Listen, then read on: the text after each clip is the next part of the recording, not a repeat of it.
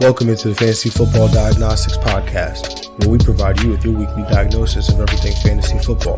Whether it's season-long leagues, dynasty, DFS, or sometimes even IDP, we got you covered all year long.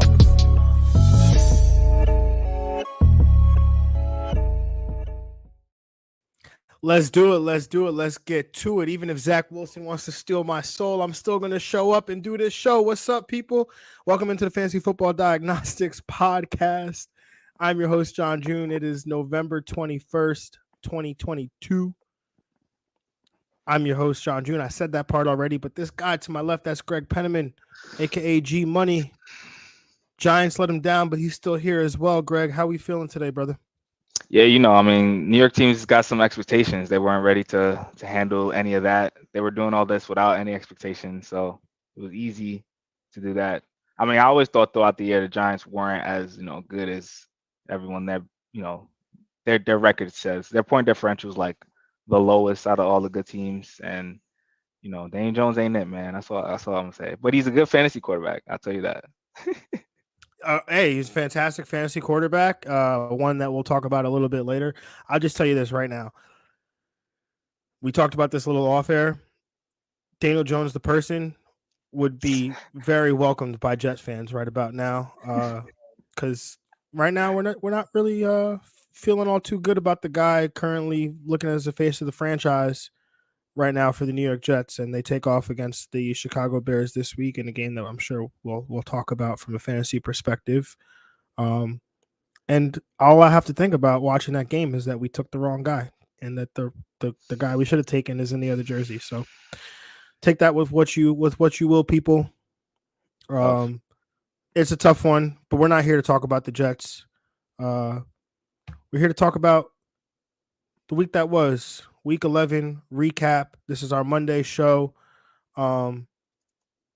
Just to I guess Greg and I discussed a little bit what our plan is for this week, and I think the best approach for us is to do the Thursday games on Wednesday, and then we'll do the rest of the games on Saturday. There's no bye week this week, so there's a lot of games to cover, and but with me traveling for haven't been home in like a week. I was home briefly, but for me, traveling, it's going to be tough to get all the prep work done that we would need to get done for all the 16 games, on that Wednesday. So we'll do the 3 games Wednesday, and then we'll be back here Saturday morning to do the rest of the slate of games, right? So just want to get that out there. Obviously, with a big Thanksgiving weekend coming up. But without further ado, let's jump into our weekly recap, starting with the quarterback swags like we always do. And the number one quarterback on the week, my man does not need a Juju Smith-Schuster. He does not need a Tyreek Hill, does not need a Mecole Hardman. Shoot, doesn't even need a Kadarius Toney. Would you be surprised when I tell you, Greg, Kadarius Toney hurt his hamstring yesterday in a football game? Doesn't matter, because Patrick Mahomes, he says, Kadarius Toney, who cares? I'll throw to Justin Watson. I'll throw to Travis Kelce, obviously. I'll throw to Sky Moore. I'll make you look like, you really deserve the extra Y in your name. 20 of 34, 329 passing yards, 3 passing touchdowns, 4 rushing yards for 4 rush attempts, 23 rushing yards, 27.5 fantasy points in your standard quarterback scoring. Greg, your thoughts on the performance here by Patty? Patty, man, that's what he does. I mean, he's one step away from starting to throw to himself. I mean, with all the creativity he does, I wouldn't be surprised. Yeah, man, he's a baller again. We're saying it. We're seeing a living legend so early in his career too. We're about to see this for the next decade. This man is a great one. Continuing to put up dubs for his team. Sneaky AFC, powerhouse, trying to make this way back to that Super Bowl and get some greatness. Yeah, man. I mean, haven't been a fan of a franchise that we have all the excuses in the world for guys that have played the quarterback position when I watch this guy out here and he's playing with Justin Watson, a struggling rookie in Sky Moore, yet he leads his team to victory. Yeah, I'm jealous, just gonna be jealous. So, Patty, hey, look, man, that's the kind of show it's gonna be, man. I'm hurting. I was literally, I was a shell of myself yesterday, Greg. I was a shell, like a I'm shell. sure not because it happened, but how it happened, like it's more like, Honestly, I was talking about that. It's a 3-3 football game. Like, if it was Denver and Indianapolis, like I'd be like, oh my God, I can't watch this. Like, take my eyeballs out. But as a Jets fan, like when your team is in that game, like you don't care. You just want to win the game. Yeah, I just want to win. Yep. I just want to win the game. And so for it to end that way as it did, and then on top of that, to watch this game on Sunday Night Football and be like, wait, are those two the same sport? Did I watch the same sport today? Because, yeah. Anyway, whatever. Besides the point. Look at that. Another franchise quarterback. Joe Burrow. Yes, sir. 24-39, 355 passing yards, 4 touchdowns, 2 interceptions, added 5 rushing yards. That is my man Greg's quarterback start of the week. Wrong sound effect. We're going to play this one right here. There you go. Greg, you saw this coming clearly. Why don't we talk about your quarterback start of the week, Joey B? Yeah, Joe Shiesty, man. He's really been up and down as far as like been going nuclear and having some just okay games, but like when he does go off, the matchup was set up good. Steelers have just been horrible on the outside. So those corners are definitely attackable. It was set up for a good day for Joey B. And the offense in general. So yeah. Yeah, Joey B definitely balled out yesterday. Lost his starting running back in the process. In Joe Mixon. No run game. Who cares? Man's gonna go out there. He's gonna ball. Samaje gave him a run game. Oh, we'll talk about Samaje in a little bit. Yeah, we'll talk about that in a little bit. It was not a good day for me yesterday, Greg. Oh man, just understand it was not a good day for me yesterday. Let's move on to the QB3 on the week, and I don't know, man. I feel like I'm gonna take some credit for this one. I feel like I got to. Facts. The QB3 on the week, that would be Jacoby Brissett, 28 of 41, 324 passing yards, 3 passing touchdowns. Also added 7 rush attempts for 29 rushing yards, 25.9 fantasy points. As I said when the week started, I really wanted to go with Jacoby Brissett as my stream of the week. But then we got talks of the weather being potentially bad, on all the snow that would hit Buffalo. And then they moved that game, and then it became a question of whether Buffalo would be able to make it to Detroit or not. But either or, once this game got moved indoors, I did say, like, I would play Jacoby Brissett over a number of guys, including Kyler Murray, who we know today is not going to play. But Brissett, came out, showed out as, finishing as a QB3, needed some garbage time to do it. But, part of the negative game script, that was part of the formula here. And it just leads to pretty much confirm what I've thought for the last couple weeks now, which is you can attack this Buffalo defense. Yeah, absolutely. I mean, you can attack the Buffalo defense in the run game and in the passing game. I mean, they've suffered a lot of injuries to that secondary, so that doesn't help. Yeah, I mean, it's pretty good, and don't want to be afraid of them. From the Kirk Cousins game to now this game, yeah, I mean, it looks like Buffalo's kind of honorable. I mean, I watched a kid who's not even an NFL caliber quarterback complete 18 of 25 passes against this Buffalo defense, and I'm talking about Zach Wilson. So, yeah. Anyway, it's enough. That's the last time I'll mention Zach Wilson when we're not talking about, because he contributed to some Jags on this list. Yeah. So, it won't be the last time. Well, yeah, we're just getting started. Yeah, so. But that'll be the last time that I talk about him on this list. Anyway, as we go through this, I'm in pain, guys. I'm sorry. I'm in pain. Anyway, let's move on to rounding out this top 12 here of these quarterback swags. And the QB4 on the week, that would be my quarterback start of the week, Daniel Jones. QB5, Jalen Hurts. 6, Justin Fields. 7, Andy Dalton. 8, Dak Prescott. 9, Derek Carr. 10, Justin Herbert. 11, Aaron Rodgers. And 12, Ryan Tannehill. Greg, do any of these top 12 performances stick out to you in any way whatsoever? Always like seeing Dak in that top 12. I mean, we know the talent of Dak. Just everyone on those pieces kind of ate, especially the run game too, and he was still able to get in the top 12. So nice to see him there. Herbert, good to see him in the top 12 as well. Something about going against the Chiefs, he puts up his pretty solid numbers. And yeah, that's about it. I mean, Andy Dalton, for those who streamed him, definitely we're happy about that performance as well.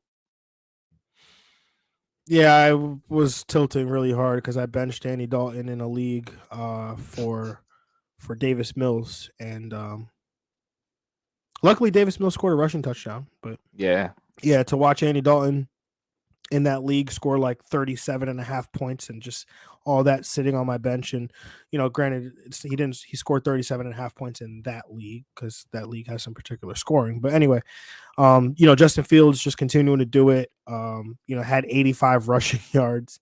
Yeah, so man, not quite 100. And he got hurt. That was like hurt, not even through a full game. Yeah. Yeah. He finished the game. He played through. Okay. He did play through the injury, I believe. But is highly questionable for Sunday. I said it before. Justin Fields is one of the toughest players in the league, and he's only in year 2, and you could tell it already. I mean, I remember, if you just remember the game that he played against, in the championship, Clemson, in the playoffs against Clemson, had the rib injury, shouldn't even have been playing, but he was playing, and he did that again his rookie year. I forgot what the injury was his rookie season, but I went back, I tweeted it back in October of 2021. So there must have been something. But for him to even injure his non-throwing shoulder, continue to play through this game. This is a 3-7 football team, but I genuinely and you should have contingency plans in place, but I genuinely feel like as if Justin Fields is going to do everything in his power to play on Sunday. Just definitely a tough, if you have Justin Fields, it's definitely, it could be tough because he's probably been helping carry your team to this point, or you picked him up thinking he would elevate your team, take it over the top, and he's done that. But some of us may be fortunate, I have to go down to Lamar Jackson. That's terrible. What a life. So hopefully it works out for most of you, but we'll discuss some options on waivers, some contingency plans to have ready. Nothing else really sticks out. See guys like Aaron Rodgers and Ryan Tannehill that played on Thursday night haven't been having a great season, specifically Aaron Rodgers. That was good to see. From an honorable mention standpoint, Marcus Mariota, my stream of the week, he finished as the quarterback 13. So if you streamed him, he definitely helped give you an advantage over some of the other guys. Anybody else that stuck out to you in a positive way, Greg? Not in a positive way. The drop off was pretty clear from the people that those Swags and Jags this week. Oh yeah, for sure. Speaking of, let's talk about those Jags. And I think there's a list of guys that we could look to, but there's really one guy that really sticks out to me. Obviously, Josh Allen was probably the most started guy that probably let you down. By the way, I know I talked about this on the Saturday show. I started Fields over Josh Allen as well, so I made that decision. Yeah, so I don't think I'm gonna win my matchup, but I did it. It's just kind of shows you guys the confidence level that I have with Justin Fields at this point, because Again, it's like Lamar Jackson with negative game script, right? Like Yeah. you gotta keep feeding into this, which is almost like what Jalen Hurts was that one year. So, anyway, the guy that really sticks out to me is a guy that we were both really high on coming into the year, and then it was pretty clear and evident that he wasn't going to be it. And then we looked at him and said, maybe he's a matchup guy only. And I'm going to be honest, like there was a sliver of me that thought to maybe make him my start of the week. Thank God I didn't. But if you asked me, like, would Russell Wilson finish as the quarterback 13 or better, I would have said better. And he didn't even throw a touchdown pass. I was just watching this video on Twitter. Somebody reposted a TikTok video of this guy who's, I guess when the season started, he was going to see how long it took for Russell Wilson to throw as many touchdown passes as him and Sierra have bathrooms in their home. How many bathrooms are in their home? 12. Oh man, so yeah, he might 12 for the season, I'm assuming. Yes, 12 for the season. Oof, that's a good. It is week 11. He has 7. I don't know now. That's not a good pace. That's not a good pace. No, it's not a good pace at all. So, man. Yeah, this guy's going to keep making these videos, I guess. I mean, what's going to happen at the end of the season when Russell Wilson finishes with less touchdown passes than bathrooms? Is this going to be like the opposite of the 30 for 30 where like we were really sitting there hoping Jameis would throw 30 interceptions? He's on pace to get 13. Technically, I mean, he could just, demolish one of the bathrooms on week 16 or something like that, and then he'll tie it. I could see him doing that for sure. No, knowing Russ, he's probably like, oh, I gotta add more bathrooms to give myself a better bar to hit. You could change the bathroom to a living room. Just repurpose the room. Oh man, oh god. Okay, so we're done with Russell Wilson. Rest of the season, we don't need him, right? Just we're done. Dump him. Season. So there's streams that we could take. There's no matchup.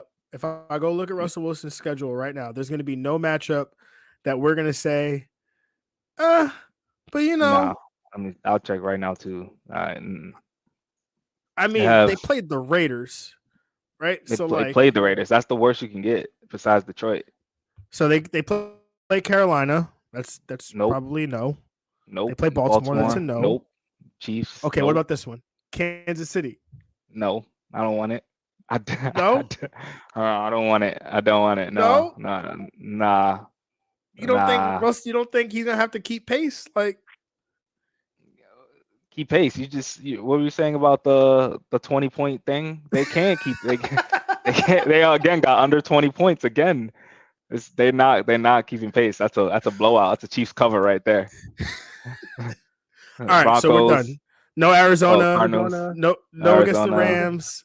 No. KC. No. Is that it? KC again? No. I mean, at that point, it'll be. Yeah. No. It'll be that sure. Will be KC in KC. No way a playoff team has Russell Wilson on that team. So, no. Picking them up. I mean, yeah. No. There's still be so many other options. So we're done. No, we'll just drop him to the wayside. Yeah. And that's it. My man is 73% rostered right now. That's crazy. He's 73% rostered. I mean, it went up 5%. I'm assuming because it was Vegas, but he has one game with 2 touchdowns this year. 2 passing touchdowns. Was that against Vegas? Yes, it was against Vegas. Yeah. He has one game over 300 yards this year. That's it. Was it also against Vegas? No, it wasn't. No. It was the first game of the season against Seattle. Against Seattle. 340 passing yards, yeah? He has 2 games. All right. No, yeah. I mean, it's over. So we're done. Yeah. So we will not talk. The next time we talk about the Broncos, we will not talk about Russell Wilson. We'll not talk about him being a streaming maybe option. Some running backs, maybe Greg Dulcich, and that's it. We won't talk about Melvin Gordon though, because at least not for the Broncos. Because he got waived by the Broncos today. Oh, we'll talk about Lat Murray though. Oh yeah, we'll talk about Lat Murray. Yeah. We will talk about Lat Murray. Yeah. All right. And also Kirk Cousins. I know some people tried to warn me. I know some people were like, "Hey man, it's Dallas," but I just figured, it's a 425 game. Maybe that's what it was. Was it the game of the week? Close to the needle, like the closer you get to that 8 o'clock It was time, like it gets. right. It was like a game of the week type game. Oh man, I mean, even a okay game would have. I mean, well, I'm just speaking from, I guess, my personal experience with Kirk. It's tough. Yeah, no, you would expect something better because he's had tough matchups this year, where you're like, maybe we shouldn't play Kirk, and he's pulled through. Because at the end of the day, you have J. Jeff. Yeah. That was just a rough day. All right, let's move on to the running back position. And the running back Swags, the number one running back on the week. Would you believe, Greg? I had to play against this guy. Sure. Leave extraordinary people. Tony Pollard, Zeke's first game back.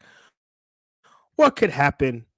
I'll tell you what could happen. 15 carries, 80 rushing yards, 6 catches on 6 targets for 109 receiving yards and 2 touchdown receptions.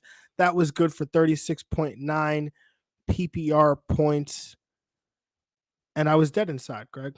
But let's talk about the performance here by Tony Pollard. What'd you think? Is this what you kind of expected? Or obviously, number one running back on the week is probably beyond our expectations. But did you expect him to have this great of a performance with the return of Zeke Elliott to the lineup? Yeah, I think at this point, he's kind of the higher upside than Zeke on any given week when they both play. Definitely wasn't expecting the RB1 unless Zeke doesn't play. But now that he can do it, even when Zeke is playing, that just helps Dallas as a team. It just helps, his, dynasty stock again, continue to show that he's a future RB1 in this league weekly. And yeah, I mean, Tony Pollard, yeah, his upside is crazy right now. I feel like we don't even know like his cap because we don't know, what he is as a weekly, starter. So it's just the potential is so high for him. Yeah, I mean, gets 21 touches, 21 opportunities in this game compared to Zeke's 16 opportunities. They both had the same amount of carries, but it was clear and evident that the offense was functioning at its best when Tony Pollard was involved. And so, something that the Cowboys, I'm sure, will continue to monitor as they move forward and into future weeks. But from a fantasy perspective, I mean, this is everything you could want, for having Tony Pollard. It's always interesting, right? You get 2 backs in the same backfield, and one guy is more known for his pass catching ability, and that guy usually ends up winning out in terms of fantasy production. You look at the backfield that we had a couple years ago, right? With in Tampa Bay with Leonard Fournette and Ronald Jones, right? Like 2 guys that both productive, but when it was all said and done, it was the guy that had the pass catching prowess in Leonard Fournette that essentially became the more productive one.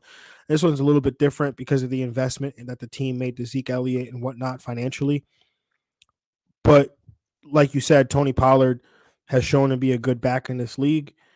He's a free agent next year, so Dallas is going to have an interesting choice to make. I mean, I don't think there's one that I'm not a capologist. I don't know what they can do from a cap perspective, but they're on the books for Zeke Elliott's contract, and I find it very hard that they're going to pay significant money into a position like that, right? Like it's just financially, it's not smart to have that many dollars invested in one of the most injury prone positions in football. I mean, they could just cut him like they did that. They could cut Zeke. Again, what does that do to the cap, right? Or is there money that has to be paid out? Is there money that's still on the books, right? So like, is it one of those situations where it's like, yeah, we could, if he plays for us, we got to pay him $15 million, but if we cut him, we have to pay him 12. So we saved 3, but you're paying a guy $12 million who's still, like, 12. He's not Yeah. paying for. He's not playing for you. So, again, don't know the all the specifics there, but definitely something to be considered. Somewhere where we're not having that conversation is in Cincinnati, where imagine this, Greg. You start the week, you look at your lineup, you see your matchup, and they're starting Samaje Perine. You're like, oh, this is a dub, right? That's a dub. Samaje Perine, right? They got Lat Murray on the bench. I'm like, what are you doing? Are you even paying attention? Clearly, this person knew more than the rest of us because Samaje Perine ends up as the RB2 on the week, 11 carries, 30 rushing yards, added 4 catches on 4 targets for 52 receiving yards and three touchdown receptions. Triple deuce. 30.2 PPR or 30.2 PPR points. I saw the NFL Twitter account posted Samaje 3 Ryan. Play on words there. Greg, your thoughts on a 3 touchdown performance here by Mr. Samaje Perine? Yeah, the only logical reason is this guy probably thought Cincinnati was going to be blowing out Pittsburgh, and then P. Ryan would have, came in relief and then kind of started dogging. But yeah, he's been a solid, safety net running back for Joe Mixon in the times that he's been out and hurt. So definitely, not surprising that he was able to produce, but get the RB2s. That's definitely a little surprise for him to, get this bigger performance. The offense in whole in Cincinnati had a great day, so the matchup helped there for sure. So yeah, definitely have him ready for just in case Joe Mixon can't pass concussion protocol for next week. Yeah, definitely want to have Perine ready to go. He's got to be the top waiver wire ad. At one of the top waiver wire ads at the position. Obviously, in Lat Murray, who we talked about, is in there as well. Let's move on to the RB3 on the week, and this is one I don't think anybody saw coming, but the RB3 on the week, Najee Harris, 20 carries, 90 rushing yards, added 2 rushing touchdowns and 4 catches on 6 targets for 26 receiving yards, 27.6 PPR points. Greg, your thoughts on the performance here by Mr. Najee Harris? Yeah, it was a solid performance here. Glad to see him back in the RB1 range. We definitely know the talent of Najee. Just been in a bad situation this year for sure. So yeah, it was good to see him get this performance. And those guys that held him to him. There's really nothing you could have done with him this year, like selling or buying. But if you're starting him, you probably still are. Definitely a nice performance here.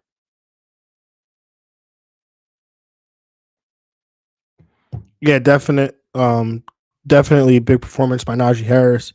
Should also be noted though that running back teammate Jaylen Warren was injured early in this game, which is obviously a bad for Jaylen Warren, and we hope that he has a healthy recovery and whatnot.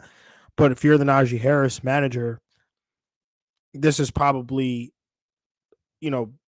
an uptick in the potential usage and the workload here for Najee Harris because Benny Snell is the next guy coming off the bench. And his name is Benny Snell, guys. Like, come on, we've done this before. We've been here before. Yeah. We've been here before. This was like 3 years ago, so he's only 3 years older.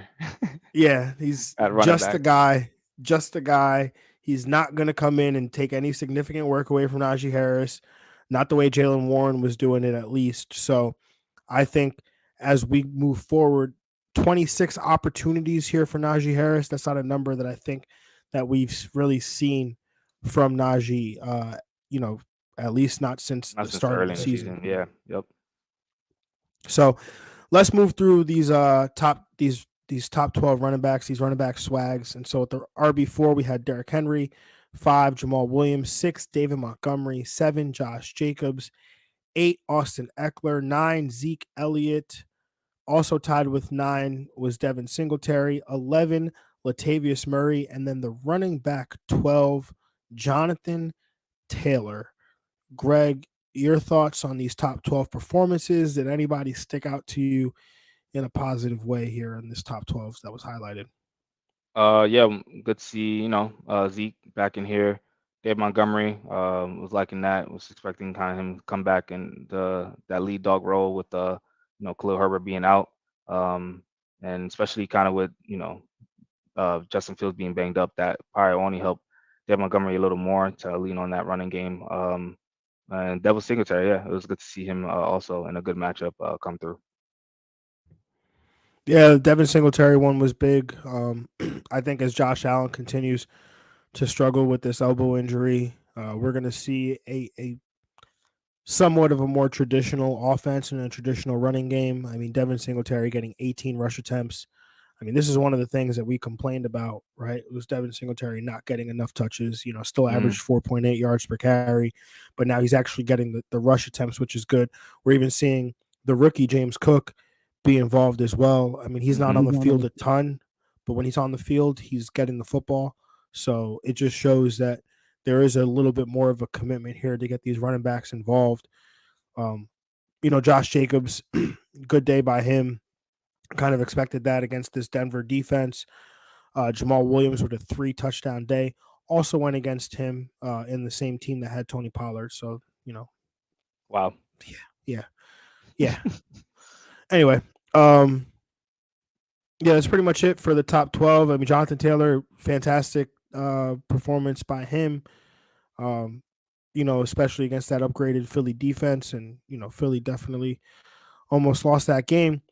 In terms of honorable mentions, Ramondre Stevenson, Dog. he had a big he had a nice day. It was a little concerning though. Damien Harris was very involved very early in this game. Like I think if I'm not even mistaken, I think he started the game. Damien Mm. Harris did get the first few carries. One of the things I thought was noteworthy, but in the Ramondre end, probably came to practice like 10 minutes early, which was probably still like 20 minutes late. Belichick had to show him a little lesson, probably. uh, yeah, probably maybe he like fumbled in practice or something. Or, Yeah, yeah, yeah, yeah. yeah, but Damian Harris still, he's somebody that I think I have him down here as an honorable mention as well because he had a decent day, was involved in the offense. So, I know he's a guy that hit waivers. So definitely want to have him there as an insurance policy because again, it's late in the season. These touches they're accumulating for these running backs, and so the injury, the risk of injury just gets larger and larger as we get later and later into the season. Antonio Gibson, my running back start of the week. Not a world breaking day, but did finish in the top 15, and did outproduce running mate Brian Robinson. Um, and then Isaiah Pacheco, had a solid day. I think if he gets in the end zone, again, we talked about it a couple weeks ago, like take a touchdown away, add a touchdown, and see what it does to a player, and that you get an idea of what their floor and their ceiling is like. And Pacheco, if you add a touchdown to his day, right, like it gets exponentially better.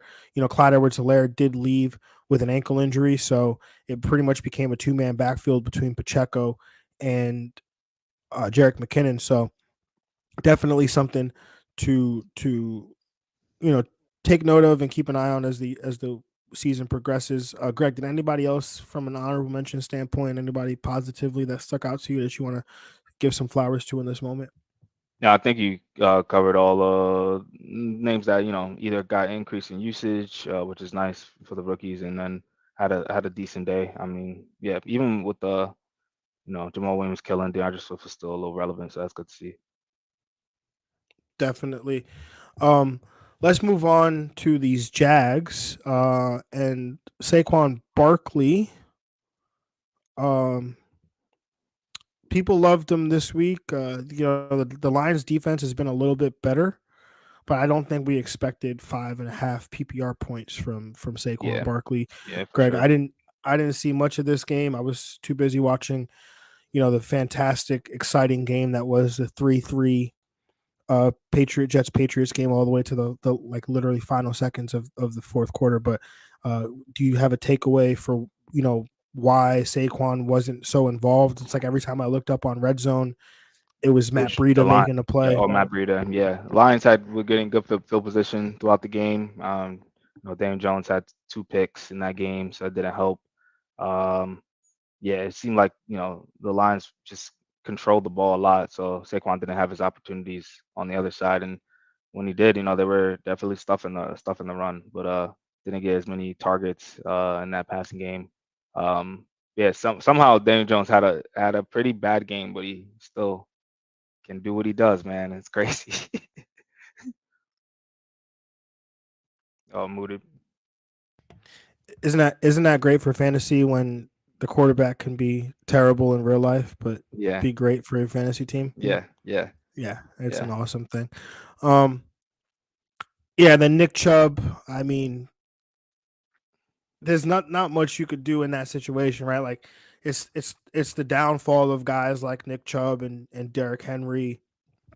And it's like what we talk about. Those guys are going to be game scripted out of they have a potential to be game scripted out of their games, and so Hmm. when they go down, I forget what the score was at one point, but it was like it was a 3-score game at one point, I believe, with Buffalo and Cleveland. So at that point, you already know it's going to be a tough day for Nick Chubb. He's going to have to score touchdowns to get it done. Yeah. Similar thing here with Dalvin Cook. I mean, Dalvin Cook's involved in the pass game, but again, a That day whole where the offense, though. offense. Yeah, Minnesota just What did they I don't know, score? man. 3 points? Was it 3 40 to points, 3? 40-3, man. 40-3. That's crazy. That's Um, crazy. yeah. So again, not a great. And Dalvin Cook actually had a decent day: 18 carries, 72 rushing yards, something like that. But again, on a day like that, you're not going to get much done. And then the Jets running backs. I mean, and then they got to combine like 3 PPR points between James Robinson and Michael Carter. Again, not much you can do when the offense punts 10 times, doesn't convert a first down, and they scored 3 points. Yep. So Cordell Patterson, Greg, your running back start of the week, didn't have a great day here against Chicago. Seemed like Tyler Algier had a better day. Unless If you're you in a punt do, return league. that's what I was going to say. Unless you're in a kick return league, you get Kick return you league. get those return touchdowns, or even the yardage. Then Cordell Patterson came through for you in a big way. And it was really cool to see him get that 9th career kickoff return for a touchdown, which is an NFL record for kickoff return touchdowns. I think Devin Hester holds the all-time record for all returns, punts, kickoff returns, and even field goal returns. But Cordell Patterson broke the record here, which was tied by Josh Cribbs and Leon Washington. So, Cordell Patterson will be immortalized now as, I guess, the best kick returner in NFL history based Yeah, on and his 9 touchdowns. yeah, he'll go down with Taysom Hill for playing like the most positions. I feel like he's played running back, wide receiver, kick returner, punt returner. We just gotta add a defensive position for him. He'll get one snap there sometime, maybe. Oh yeah, I mean he could play. I'm pretty sure after watching him run over that dude on a goal line last week or 2 weeks ago, I'm pretty sure if you found a position for Cordell Patterson on defense, he would play it. Like those Hail Marys that put receivers on defense and stuff. I can see that happening. Just bring him on a corner blitz or something, Yeah. something like that. Anyway, let's move on to the wide receivers and the wide receiver Swags, the number 1 wide receiver on the week. I thought it would be a tough day for him, but my man does not care about no matchup. You give him a PS2 and he'll play it and ask for next. Who's next on the sticks.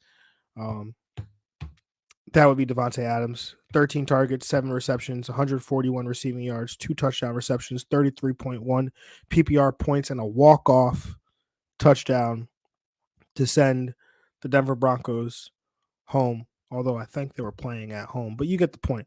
Greg, your thoughts on the performance here by Devontae Adams? Yeah, Devontae in a tough matchup. I mean, but he is Devontae. He's a matchup-proof wide receiver 1, proving it here. One of the only positives in this, besides Josh Jacobs in this offense, they've been able to produce 2 top 12 players at their position. Definitely, just the team has been pretty bad, but good to see both of them performing, him and Josh Jacobs. Yeah, definitely a great performance by Devontae Adams. Let's move on to a former Raider and wide receiver Amari Cooper. 8 catches, 12 targets, 113 receiving yards, and 2 touchdown receptions, 31.3 PPR points. And it's really funny because, Greg, when the math bore out, right, and I sat there, I did my end of my weekly rankings. Amari Cooper was like a top 3 wide receiver, but I was There you like, go. nah, gotta move him down. Yo, So Amari Cooper, yo. I moved him to like 6, but it's Okay, that's because nice. it's because I don't know if you know this, Greg, but the home road splits for Amari Cooper this season, they've been pretty ridiculous.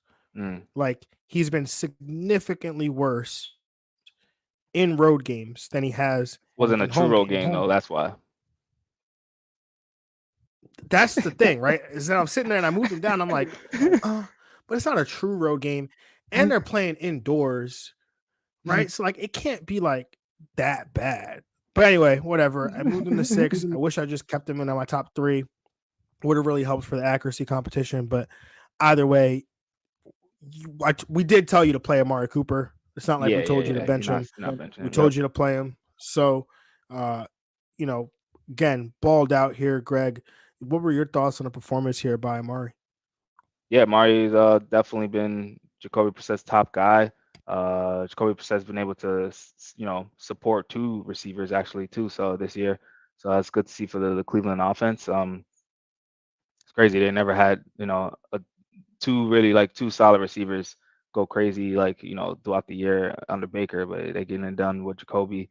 Now they're soon getting that bump, man. It's getting closer and closer to getting Deshaun. So we'll see how that changes, or if it does. I mean, you like what Amari Cooper and Donovan Peoples-Jones is doing, so hopefully it only stays the same or gets better. Yeah, I mean, I would definitely think that it would get better. That'd be the hope here for sure. But Amari Cooper has definitely been balling.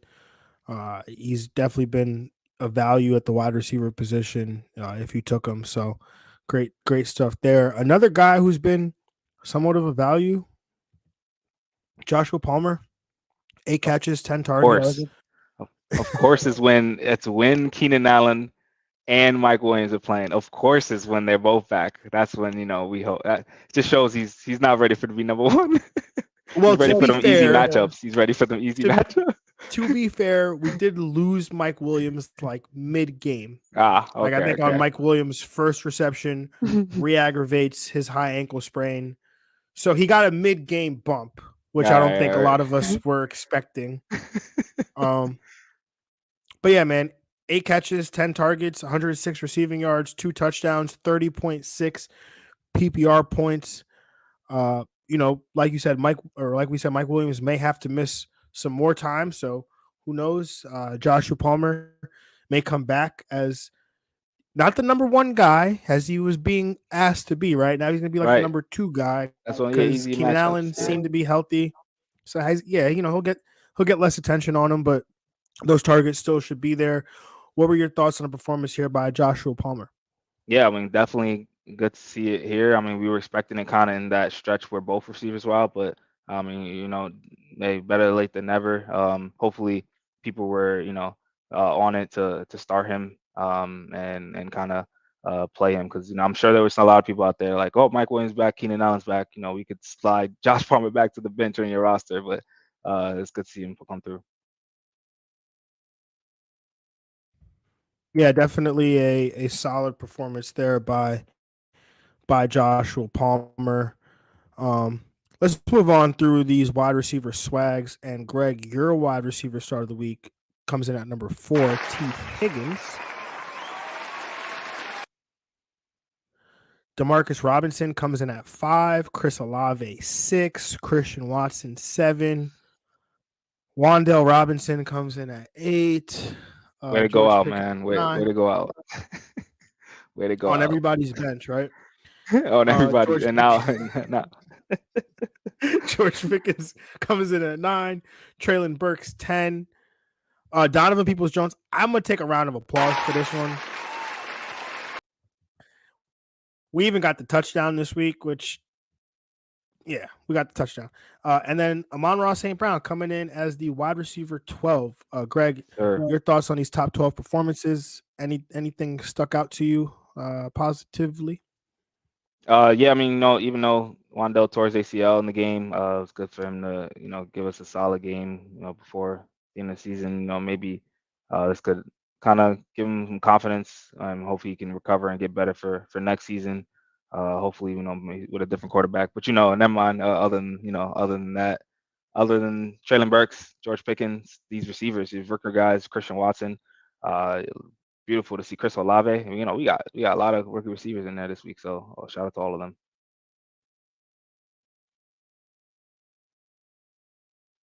Not Garrett Wilson. Is that what you want to say? Yeah, a lot of rookie wide receivers.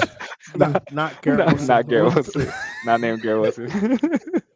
It's not his fault. It's not his fault. Yeah. No, of course not.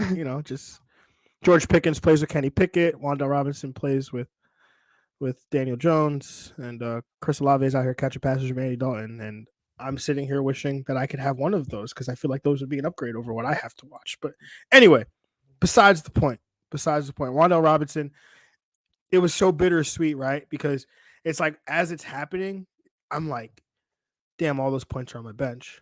But I'm like, at least next week, like, I know, like, hey, okay, I'm gonna go back to Wan'Dale. Like, this is gonna be a thing.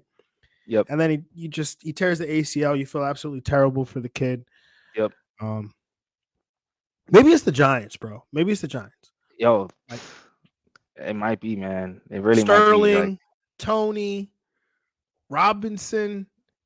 It just hasn't really mattered who it's been.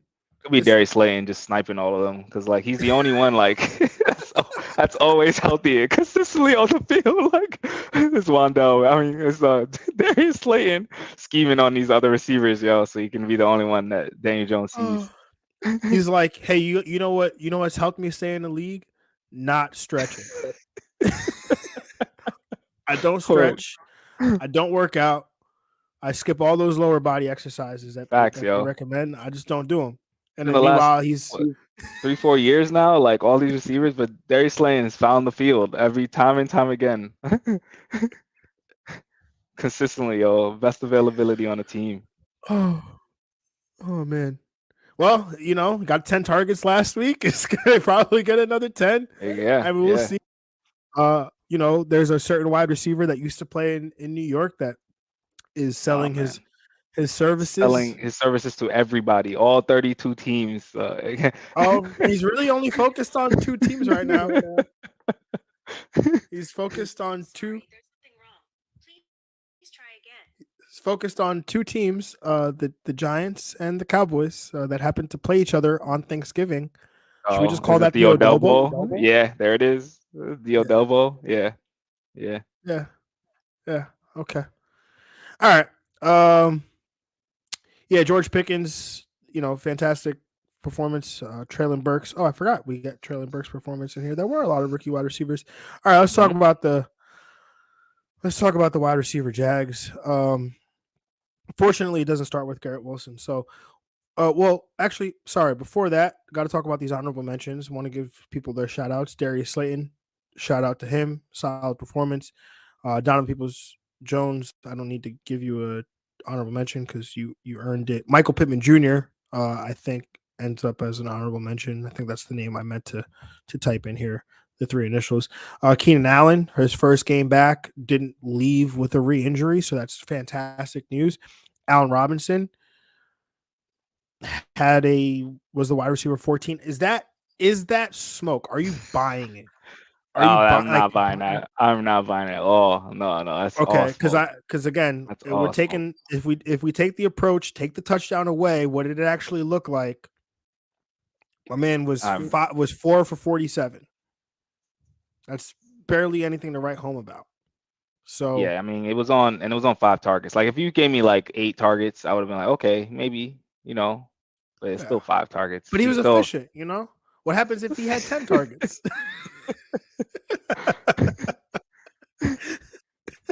True.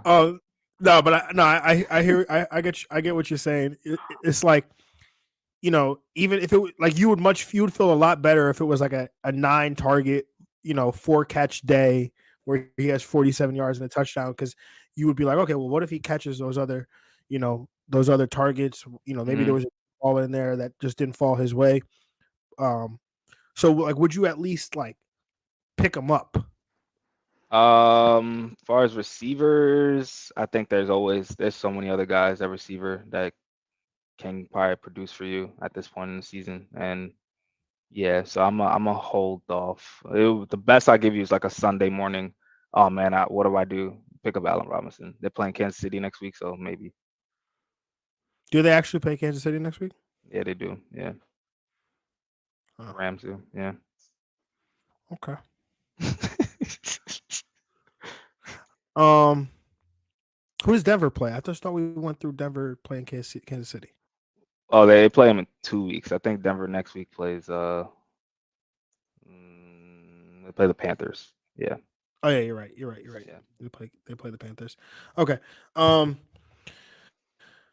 right, let's move on to the Jags. The wide receiver Jags. 2 from the same game: Justin Jefferson and CeeDee Lamb. Probably 2 guys that were highly rated coming into this matchup. I know they Yeah, were both man. in my top 3. They probably were in a lot of DFS lineups, which shout out Including to mine. Greg for winning I the don't know DFS how. contest. With Jefferson. Oh, shout out to Joey B. That's why. Yeah, Joe Yeah. B had like 28 Yeah. points Yep. for you. Yeah, so definitely not great performances by those 2 guys. I think, for CeeDee Lamb, that was more game script driven. For Justin Jefferson, I mean, at that point in the game, you would expect Justin Jefferson to really, get a lot of targets and be heavily involved, but it was really tough day for Kirk Cousins. Couldn't get a lot going. Got sacked 7 times. So yeah, just not a great performance. And then Kadarius Toney, who we talked about, hurts his hamstring in this game. Leaves early, so the breakout party that we all thought was coming didn't happen. DJ Moore was forced to play a game with Baker Mayfield again. To be honest, that Baltimore defense, we've talked about it. It's definitely much better than it has been in at least to start the year. So definitely one of those things that we take with a grain of salt. And then Garrett Wilson was brought down by Zach Wilson, so not a great day by him either. Yeah. Agree with you on all those. I mean, it was tough for a lot of these receivers. The CeeDee Lamb and the J Jeff really hurt a lot. That supposed to be like a monster game from those 2 in the same game. Yeah, for sure. Yeah. All right, let's talk about these tight end swags, man. And the number 1 tight end on the week. Can we just go to number 2? Like, is this like, I don't know, like, do you Nah, always man, we like got to give him his flowers. We have to every give him his flowers. My man deserves it. do you Right? like change it? Do you change this in the, like, when you're making a Oh no, selection? I Or haven't you just had to type it. you should just I keep it there for every week. just keep it there for Yeah, every week. until it But changes. Yeah. yeah, yeah, that's pretty much what I do, because I come in and I'm like, oh, tight end 1. Oh, it was already Travis Kelce. Don't need to change it. Yep. But 6 for 10, or 6 receptions, 10 targets, 115 receiving yards, 3 touchdown receptions, 35.5 PPR points in this game. Greg, your thoughts on the performance by Travis Kelce? Yeah, man, he's better than your favorite wide receiver. He's better than a lot of players in this league right now. He's playing like a wide receiver, doing what he's got to do for this team. The one long touchdown run, we inside juke came back out, like, beat, beating defenders on slants, beating corners on slants. Like, he's uncoverable, man. He's uncoverable. Yeah, you said that he's better than your favorite wide receiver, and that is actually a true statement, because Devontae Adams was the number 1 wide receiver on the week, and Travis Kelce outscored him. So, yeah, I mean, is there any greater positional advantage in fantasy football than Travis Kelce right now? No. I mean, like last year, I would have been like Mark Andrews as well. Great, that positional like upside, and yeah, this is Travis Kelce now for this year. He's just been absolutely balling. So what you're saying is, if I had a second round pick instead of taking CeeDee Lamb, I should have taken Travis Kelce? Yes. Yes. Yeah. Okay. Yes. Note to self. Yes. But like, You so could now have I'm made, you at could the have made point. the argument that you could have took Travis Kelce number 1 overall if we were taking JT number 1 overall. Oh yeah, definitely could have made Yeah. that argument. But like now I'm at this place, right, where like Travis Kelce is only getting older. So I'm like, but what Right. if this is the year that it ends, right? Right. It's gotta happen at some point, but the last couple of years he's been in his 30s now, and you think the cliff is coming. The But moment I take Travis Kelce in a yeah, fantasy that's league, when it's it's gonna over. happen. Yeah. It's Let me over. know when that The happens. moment I Let me do it, know. I'm gonna do it next year. Yeah. We'll just end it next year. We'll call it. We'll Yeah. just we'll be done with it. Yeah. So for all you guys out there, just don't draft Travis Kelce next year because I'm just gonna take him early. Yeah. That's gonna fail. So and Kyle Pitts is gonna have the best season ever. Of course. Oh, of course. Of course. Going in like the 11th round. But yes, Travis Kelce is awesome. Kyle Pitts is injured, out for the year with a torn MCL. So hey, at least you don't have to go through the decisions of trying to start him every week anymore. Nope. Don't do that. The tight end 2 on the week, that would be Austin Hooper. 4 catches, 4 targets, 36 receiving yards, 2 touchdown receptions, 19.6 PPR points on the week. Greg, your thoughts on the performance here by Austin Hooper? Yeah, it's also kind of tied in with the success of Tennessee's passing game this week. Definitely not sure if this is sustainable for Austin Hooper. This is like his one big flash week. I know Tennessee's definitely still a run first team. I think I'm a little more excited for a guy like Traylon Burks over maybe as a pass catcher than Austin Hooper, but definitely good that he came through from people that may have streamed him this week. Yeah, definitely. I don't know how many people played Austin Hooper Yeah. or streamed Austin Hooper. I know that not having Austin Hooper cost me some opportunity at some dollars in some DFS contests last week, which I was like, who in their right mind was playing Austin Hooper? Like, for what? Anyway, besides the point. Yeah, great performance by him. The tight end 3 on the week, that goes to your guy, Yes, Pat sir. Freiermuth. 8 catches, 12 targets, 79 receiving yards, 15.9 PPR points on the day. Your thoughts on performance here by Pat Freiermuth? Yeah, man. I mean, not surprised here. Pat Freiermuth has been money this year in a bad situation.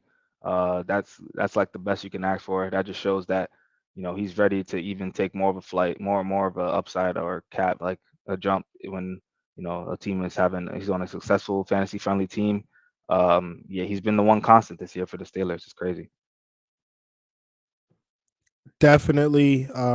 He's again. This is a team that's typically down.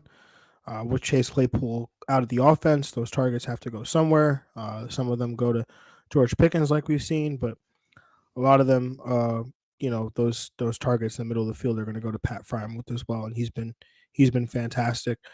And for the first time all season, the touchdown or not tight end of the week goes to no one. And I had to let Greg know beforehand. It was a combination of things. You had some tight ends that were pretty good that didn't need to score a touchdown to have you a productive day, like a Dawson Knox, like a Mark Andrews, like a Logan Thomas or a Tyler Higbee.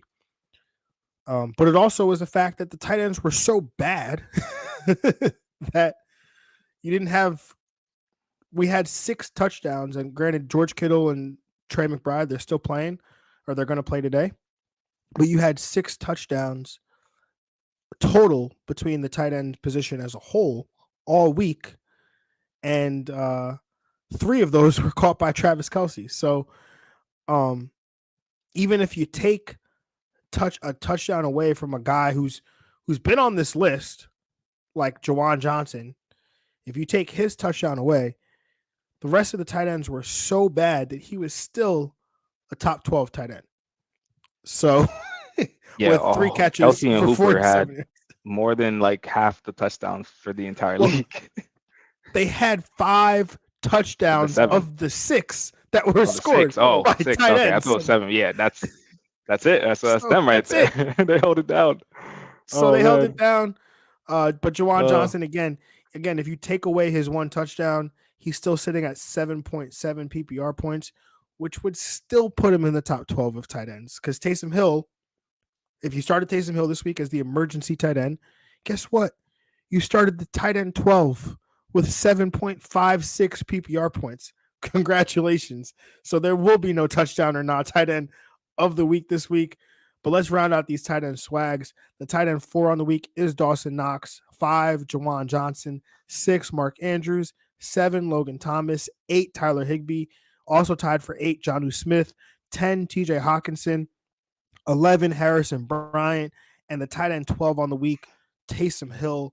Greg, your thoughts on the performances here by these top 12 tight ends? yeah. I mean, with that, the gap of scoring. I mean, if you made it here, definitely congrats on you. I mean, you still gave an advantage to the fantasy manager, so that was nice to see. The only ones I'm really excited about are just yeah, no, it's tough, man. I mean, TJ Hawkinson still finding a top 12 week, but I will focus on the guys that got double digits. So Logan Thomas, Mark Andrews, uh, good job for you guys. Yeah, Yeah, it's crazy. can't even say Focus the on the Jags, guys. man, because everyone was a Jag. If you didn't get 10 If points, everybody was a Jag, brother. everyone Everybody was a was, Jag. even some of the guys that were in the top 12 were Jags. Word, word. Like, like I would have killed Detroit TJ Hawkinson for the stat line, by the way. But because he's Minnesota now, Right. I'm able to forgive it. That's kind of a joke. I But think the only no, this true Jag would have been like Isaiah Likely, because yeah, you thought you had me fooled, man. Everyone thought they had me, Mark I Andrews mean, and Isaiah Likely on the same game can thrive. And here we are. Here we are. well, that entire offense didn't thrive. But Demarcus Robinson did have a day. Mhm. Mark Andrews had a day. But to be fair, if you started Isaiah, I don't know what Isaiah Likely's stat line was like yesterday. But to be fair, David Njoku, Dalton Schultz, Foster Moreau, Hayden Hurst, Tyler Conklin, these were all guys that scored 3 to 5 points or less. So, yeah, I'm willing to throw it away. Let's move on to off of the tight end position, Greg, and let's move on to the waivers. But before that, just got to touch on some injuries. So we talked about Mike Williams left Sunday's game with a high ankle sprain. Kyle Pitts left Sunday's game with a knee injury. Turns out it was a torn MCL. He will miss the remainder of the season. Was placed on injured reserve.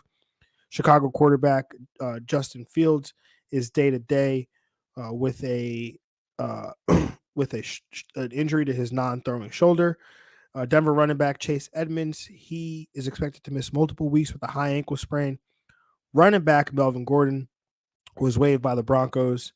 I don't know if he was actually injured, but I put him down for a bruised ego because that probably sucks.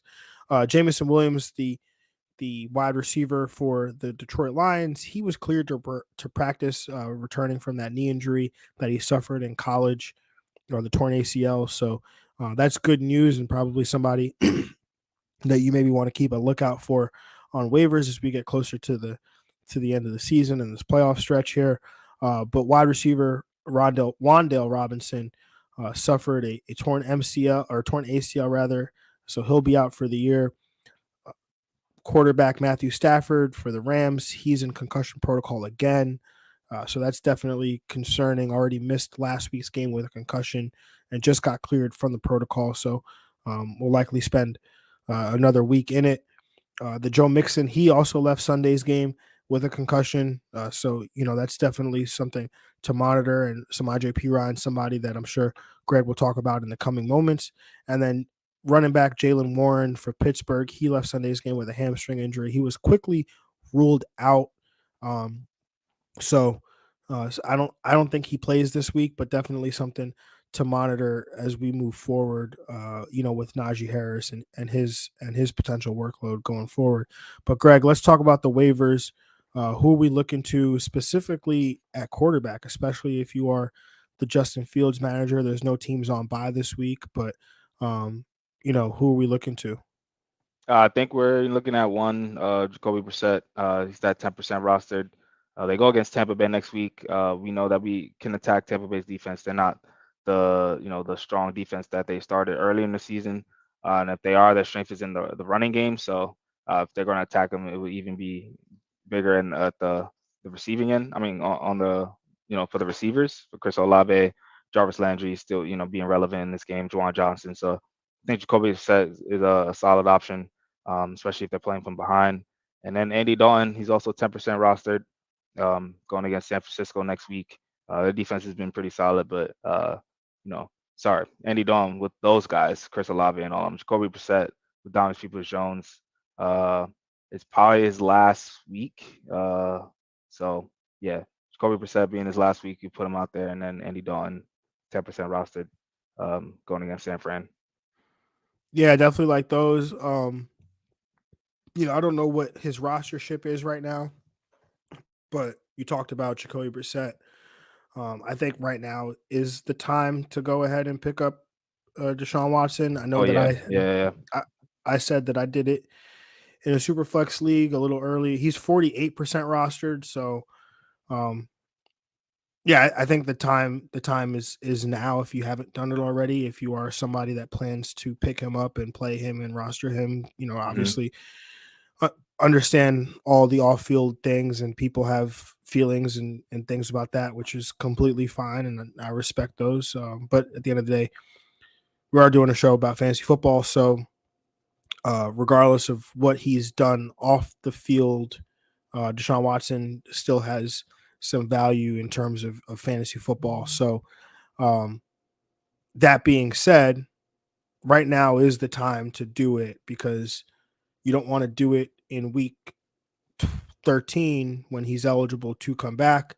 You'd prefer to do it a little bit early, because everyone's going to try to pick him up in week 13. And especially if you're in a super flex league. I know I did this a few weeks ago because I do have Kyler Murray, and Arizona's bye is in week 13. So, um, you know, having, an opportunity to pick him up in anticipation of that bye week is definitely, good, good move there. Greg, what about the running back position? What are we doing there? First, we're looking at Samaje Perine. He's at 9% rostered. Definitely can give you some possible RB1 production if Joe Mixon can't go next week. So definitely keep an eye on his injury report throughout the week. Concussion protocol. Latavius Murray, 24% rostered. I think he's kind of gaining control of that, the RB1 of the Denver offense. So he can possibly give you some top 30 weeks. James Cook, and then as far as the rookie guys, James Cook, his usage is going up every week. He's at 17%. So I think he's, I think he's a popular stash for me. He's a popular stash for a lot of fantasy managers. Add him, keep him in the back pocket, ready to go. Because as he just gets higher, you want to put him out there. And Chuba Hubbard, also, I think another name that's kind of more of a safety net option for in Carolina. So if anything was to happen, Chuba Hubbard can be ready. And then, hey man, Kyron Williams, man, 28% rostered. Usage is just still trending up, trickling up. He got the most snaps out of all of the the running backs, more than Cam Akers and Darrell Henderson combined. So you like to see trending up numbers. He's also, I think, a stash option in some deep leagues. Yeah, Kyron Williams, proven that he's a real boy. I'm a real boy. But yeah, there's definitely some concerns with that offense. If no Matthew Stafford, we saw Bryce Perkins in the game, which from a fantasy perspective, Bryce Perkins is interesting from like super flex because he can run and uses his legs.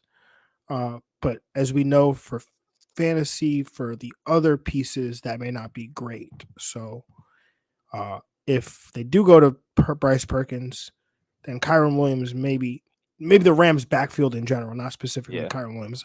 Like, I know I've been saying, like, I sound like anti Kyron Williams, but I'm really not. It's like just been this bit I've been going on because it literally just, we've been hearing, from the biggest liar in all of coaching that, oh yeah, he'll be ready anytime. He'll be ready anytime. So then I just kept going on this thing. Well, does Kyron Williams actually exist? How do we know that he's an actual real person? But in all actuality, Kyron Williams could be good at football. I know he's a good prospect. it's just a matter of like, do you really want pieces from this Rams offense? And Yeah. I don't know. Greg, wide receiver position, what do we got? Traylon Burks, 20%. I think he's got a lot of upside, especially if this, Tennessee passing game can tick up a little bit. Thomas Peoples-Jones at 45%. I think if you need a guy to win now, get production right now, Thomas Peoples-Jones is probably the top guy. He should be, I think, he should have been over 50% for the last like 5 weeks now. So we got to get his rostership up. He's been producing week in and week out, very consistent production, and he's getting Deshaun Watson back soon.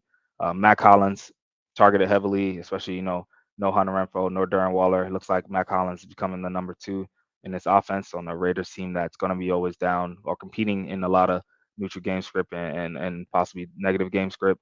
And then Paris Campbell, 40% rostered. He's in Matt Ryan games. He's been the number 2 guy for after Michael Pittman.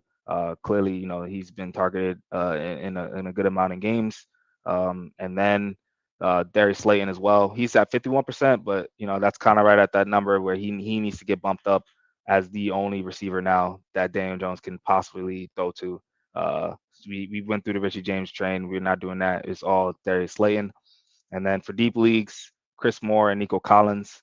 I think one of those 2 has some upside to kind of be the lead dog in this Houston offense. Brandon Cooks hasn't really been there mentally and just playing wise, but these guys can give you some weeks down the line, top 20 weeks. I like all those guys, specifically Slayton, specifically Nico Collins. I've talked about it. Mm-hmm. The schedule is great. I'm like really confident that Nico Collins will work out down the stretch. If you just take a look at that schedule, take a look at those games that they'll be in. Yeah, I have some faith. So, Greg, what about the tight end position? What's going on there? Probably nothing, but we got to talk about it anyway. Yeah, we got 2 names. We got Juwan Johnson, 31%, and Logan Thomas at 6%. Juwan Johnson, of a lot of the streaming tight ends, he's been in the top 12 more, not like more than half the time, but enough to say, hey, I can possibly get him, and he could possibly give me a top 12 week. He's been hot touchdown wise, so the touchdown projection has been there, which is definitely important for the tight end position, where they don't get a lot of tight ends or looked at in general. And then Logan Thomas, I mean, he showed kind of little, what he did early in the year, what he did last year, getting targeted heavily. And so hopefully he can kind of get back to that groove of the talent is there. He's basically quarterback, wide receiver type build that can play tight end. So I'm definitely a believer in him. Yeah, Logan Thomas is definitely interesting because that one, it seemed like he was actually a part of the offense now, right? Like where this was a game that they were up, they weren't trailing significantly. This wasn't a situation where you felt like it was garbage time or something like that, and the game script called for them to throw the football, and he just happened to be getting all these underneath targets. Like they were throwing him the football as part of the offense, as part of moving the chains. So definitely something I think that we just have to continue to look forward to, as the season progresses. But he might be a guy that we look to, as we get later into the season. And if you're watching this and Monday Night Football has not kicked off yet, Trey McBride is also an option. He's out there. He's available. If you got an extra roster spot or something, go ahead and scoop him up and see what he looks like on Monday Night Football. And if he sucks, you can just drop him. So, yeah. All right. That pretty much concludes our show this evening, everybody. We definitely appreciate y'all tapping in and vibing with us. Just make sure YouTube, Twitter, Twitch, listening on Apple Podcast, Spotify, Google Play, all that fun stuff. Just make sure you go ahead, comment, like, subscribe, all that good stuff. And we'll see y'all on Wednesday. Hopefully you get a Monday Night Miracle if you need it. Hopefully you stave off your opponent in a Monday Night Miracle if they need it. But all in all, we'll see y'all on Wednesday. Show up happy, show up full of life and love and grateful. And we'll see y'all then. Until next time, we're out of here. Peace. Yeah.